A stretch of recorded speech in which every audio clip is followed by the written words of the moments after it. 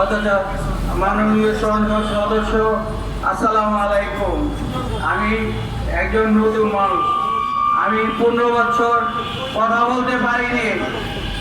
আজকে কথা বলার সুযোগ করে দিয়েছে প্রাইম মিনিস্টার শেখ হাসিনা, তারেক জিয়া। তার জন্য আন্তরিক শুভেচ্ছা জানাতে। আজকে সে আমার প্রিয় নায়ক। আমি আজ থেকে 30 বছর আগে বলসালে তাকে দেখতাম। আগে তো এত দামি গাড়ি ছিল না,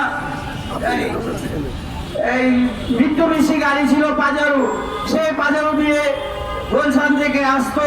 আমি দূরে থেকে দেখতাম সে একজন ভবিষ্যতে প্রধানমন্ত্রী হবে। তাকে আমি দৃষ্টি আকর্ষণ করছি, আমাদের প্রবাসীর জন্য কিছু করুন। আপনার জন্য আমরা চেয়ে রয়েছি। আজকে আমরা প্রবাসীরা প্রবাসের থেকে টেনশনে থাকি। মাদকদ্রব্য নিয়ন্ত্রণ করতে হবে, আমাদের সামাজিক আইন পরিস্থিতি করতে হবে, আমাদেরকে সিকিউরিটি দিতে হবে। কারণ আমরা প্রবাসীরা যায় রেমিটেন্স পাঠাই, অথচ আমরা এই প্রবাসীর জন্য বাড়ি ঘরে ছটফট করি।